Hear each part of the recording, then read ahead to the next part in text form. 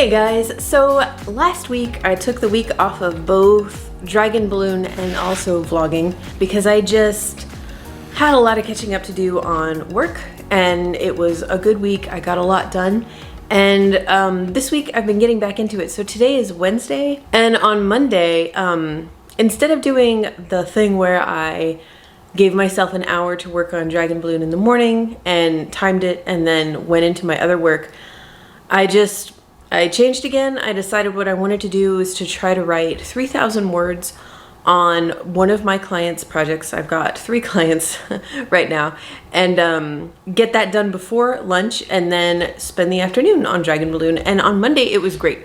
I wrote 3,000 words by 11:30, and then I got about 1,000 words written of that sort of parallel story of Dragon Balloon I was talking about, the one that's going to be in kind of an omniscient point of view and it runs alongside the main character's story.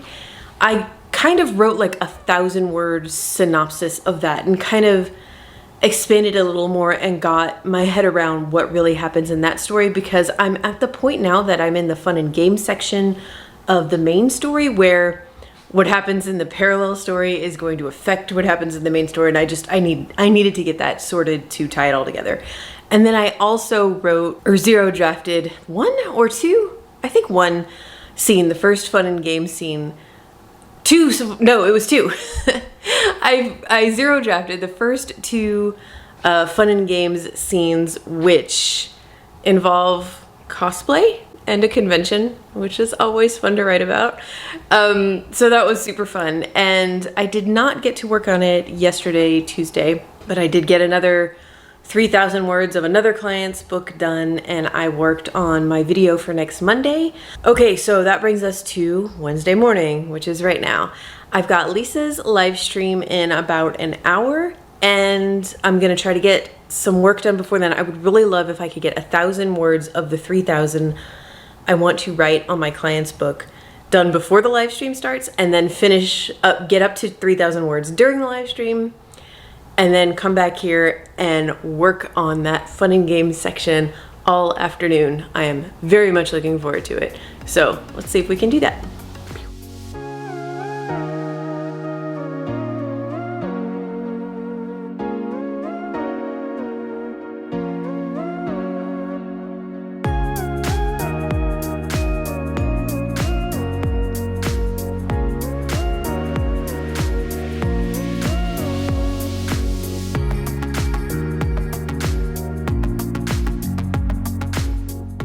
Okay, well, that was a really productive morning. I was just almost getting to my goal, and then I started having Wi-Fi problems at the very end of Lisa's live stream, and I just took a break and went and had lunch, came back, wrote the last 500 words or so that I needed, and hit my goal on that book.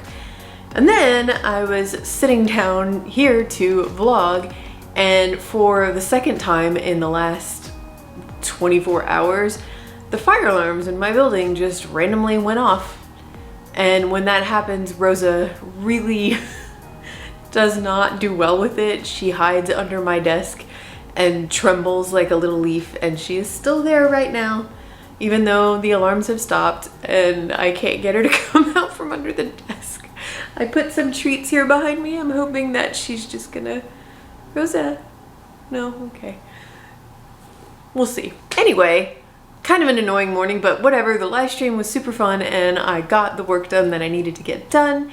And also, I've got author copies. Woo! So, Somebody to Love actually came out the first week of January. There was a little bit of a delay with these copies, but they came, and I am super happy to have them. This cover is still just so ridiculously cute.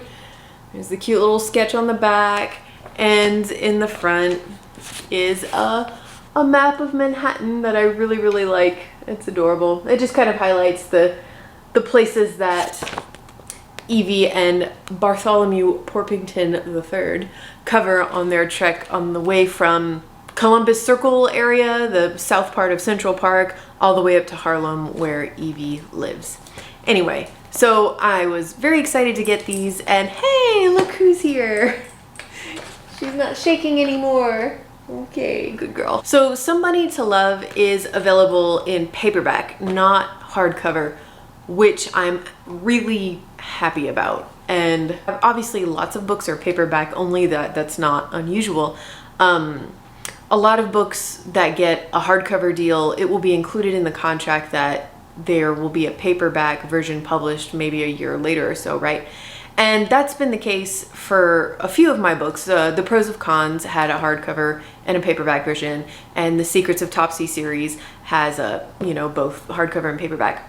My very first series, I Heart Band, was paperback only, and it was published by Penguin, but included in Scholastic's book club and book fair, and I understood and was perfectly happy with it because the lower price point is just, it makes it an easier sell in schools and in clubs and fairs.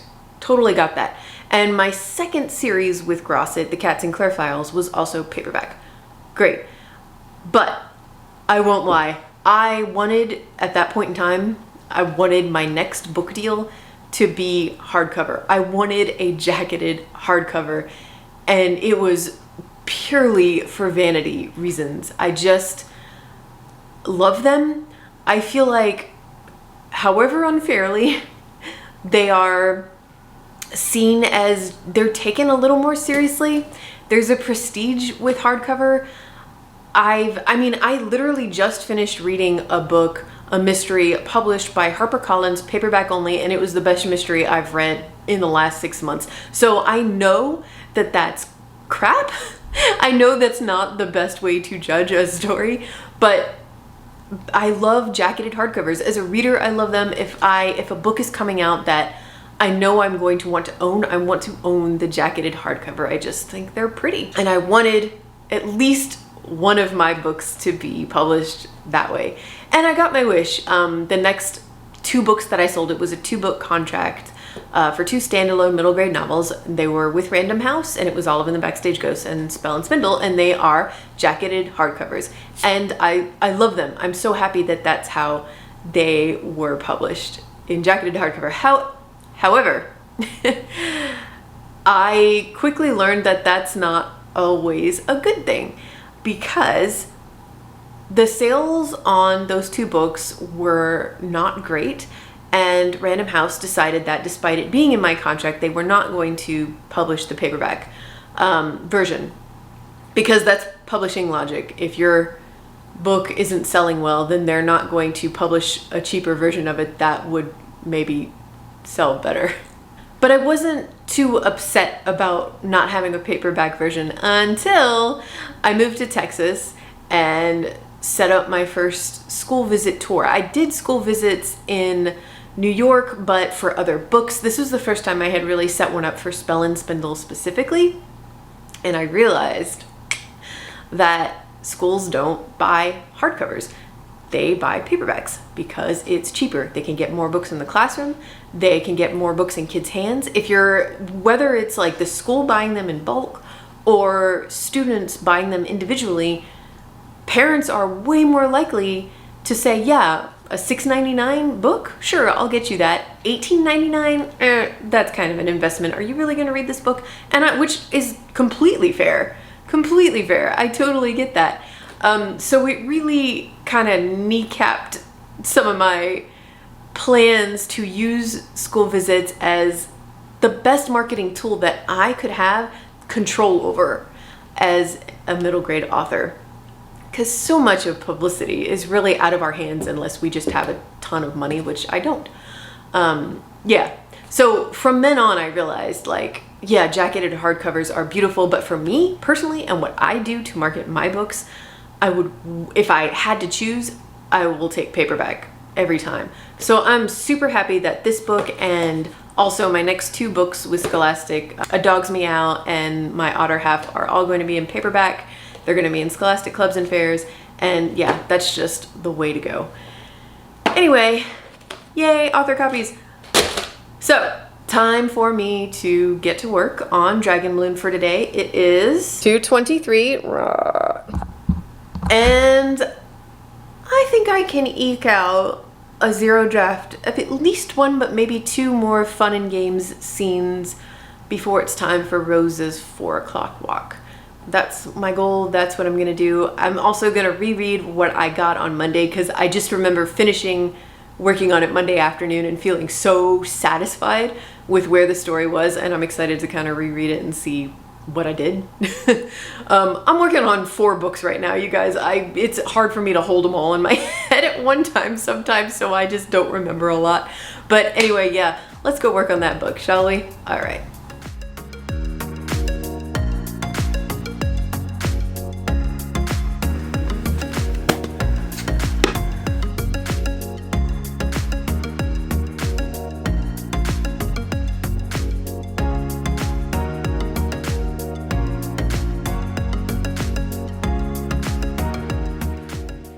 Okay, so I will wrap this up while the Alpha Smart kind of transfers everything into my Save the Cat, and I will put my total word count for today somewhere on the screen once it's all finished. That was super fun. I got 2 scenes done. One of them though was not in my outline / beat sheet. It, you know, which is gonna happen, it's fine. But it's definitely 2 solid scenes. I'm very excited about them. They were really fun to write, and what is making me happy right now is that, like I've said many times before, Act 1 is where I have the most details and the story is the most fleshed out in my mind when I first start. And that was definitely the case with this book. And then once I get to Act 2, whether I'm outlining or it doesn't matter, whatever process I'm trying, I have a hard time getting as much meat in the early stages. Again, whether it's an outline or a zero draft. But what's happened so far with Fun and Games, I'm up to 3-4 scenes now into the Fun and Games, and they are actually more detailed and more developed than my Act 1 scenes even were. I think a lot of that is because of that time I spent on Monday writing a synopsis of that sort of parallel story that has such a big influence on this story. Getting that solid in my head has really helped me so far, and now like exciting, fun, new details. This is like, Act 2 is really where all the fantasy elements of this fantasy story come in, and yeah, more of the details are just coming to me now, and Fun and Games is going well so far, you guys. I mean, I'm still a ways from that midpoint scene. There's quite a ways to go, literally. They are going to be on a road trip, on a quest of sorts, and but I'm just really excited for this part of the journey, and I'm just happy Fun and Games is going well so far, because like I said in the past, it has not been my greatest strength with the Save the Cat style. So anyway, that is gonna be it for this video. I don't know why she's hiding. Everybody wants to see you. Everybody wants to see you. I'm going to take her for a walk and kind of think about those next scenes and hopefully get some more work on them tomorrow. And that's gonna be it. So I hope your writing is going well. I'll see you guys on Monday with a new video, and I hope you have a great weekend. Bye.